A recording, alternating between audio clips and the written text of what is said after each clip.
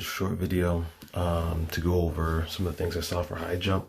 So one of the main themes of the day is the high jump component of high jump.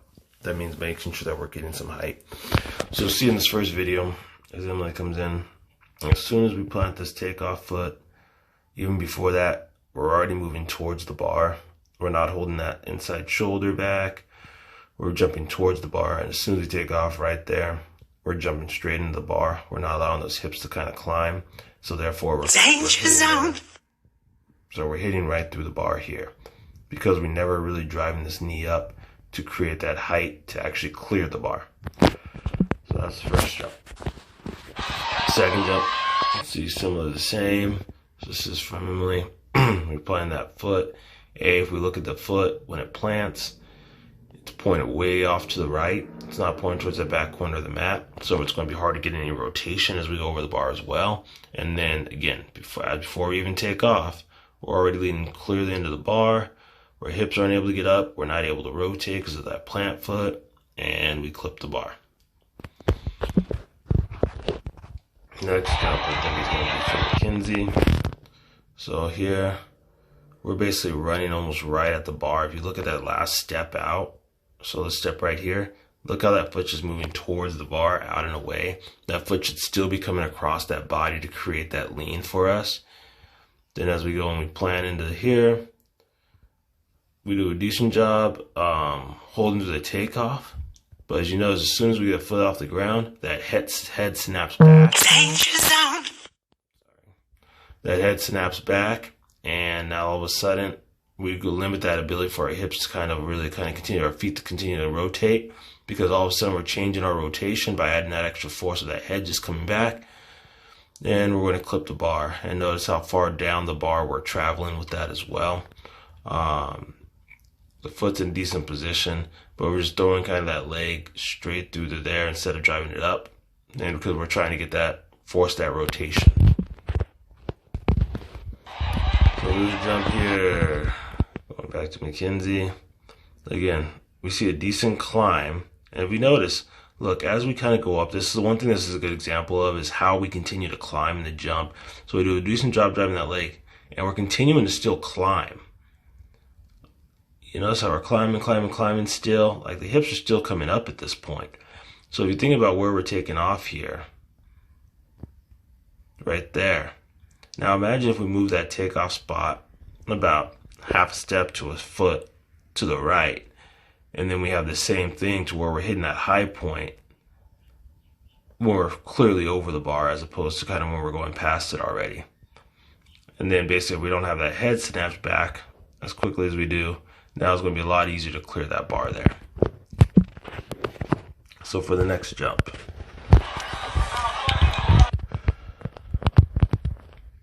So as we come in, we're doing a decent job holding the curve through here. We can still do a better job. But then as soon as we plant, look at, like, soon as we get out of that last step, the second to last step going in the bar, that foot steps out to the right. We start to square up our shoulders. And then right here, like, we want to stay away from the bar at this point. And as soon as we go to take that foot, we're already moving in towards the bar. We never really drive that knee up, and so therefore we kind of hit there, don't rotate, and we knock the bar over.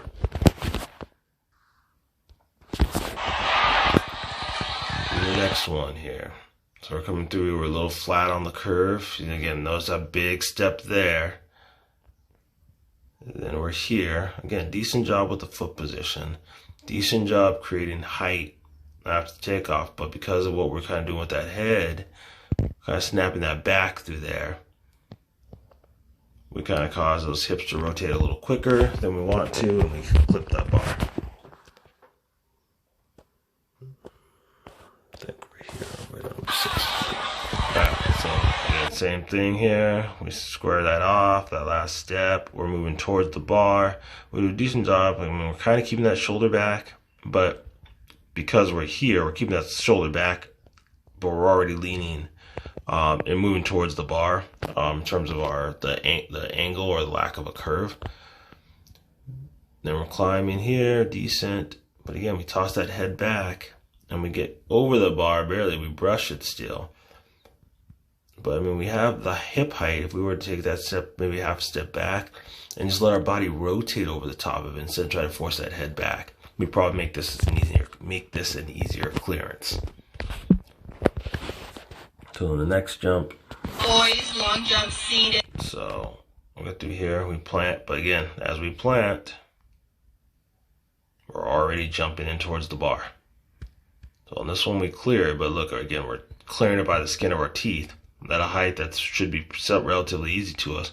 But again, we're holding our curve here, then we take a big step out, then we're here, that foot is parallel to the bar instead of perpendicular, or instead of coming at that 90 degree to hit that back corner. Then we climb in and we jump into the bar, we're jumping towards the bar. All right. So we go here, coming in, again, we're squaring up that run. So we're not really holding that curve. That we should have that right leg coming across our body. Then boom, decent plant, decent hip height. But again, we're not rotating over the bar because of how straight we're making that curve. Then we're trying to work the bar, traveling down the far side of the bar. I mean, we're at almost near the standard at this point in the jump. This is the high point of the bar. So if we hold that curve more, that will put us closer to that near standard if you're jumping, far standard from the video. And therefore, we basically should be hitting this height here at the bar's low point. And now we won't have to worry about hitting the bar at that point because the bar should be lower than where we're at right through there. Here. So again, the thing we see here is we're just not high jumping. This one we hold the curve a little bit better on that second to last step. The foot's a little bit better. But again, before we even take off here, we're already leaning into the bar before we've even gotten that hip up. So we got to drive up, high jump, before worrying about the bar. Now allow us to rotate a little bit better, give us more time to climb, and create height. Especially as the bar gets up to 5 feet, like we have to get those hips up. We got to create that block so that we get lift from the ground.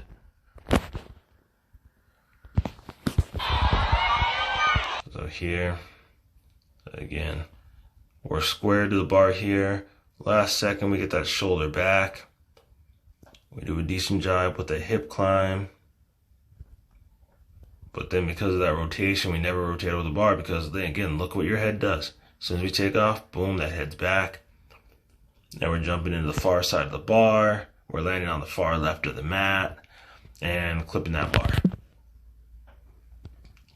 100-meter final where she was. So here, notice the same thing. We're jumping into the bar. We're not getting that height at the start. We're simply jumping towards the bar. Not able to rotate over the top, and we're going to clip it. So again, it comes from like setting up that curve. This is why curve runs, everyone hates them, but this is why curve runs are big, because they make sure that we're basically getting in the right positions. Danger zone. 100-meter final where she was. I think that was the same video. So. All right, now let's jump here. So again, squaring up, leg comes way out on that last step here, boom. So therefore we're already moving, kind of working our way around the bar, or towards the bar. Then we can jump, climb decent here. This, like, in terms of this takeoff, like this position here is better, but we know going into it, we didn't hold that curve. So it's just hitting that last position last second. We're not actually bringing that rotationary force into it. We do a good job climbing kind of with that knee. We have to do a good job being a little more patient, but because of the effect of everything else, we just kind of get up there and we kind of just float. We're not getting that rotation because of what we set up on the curve.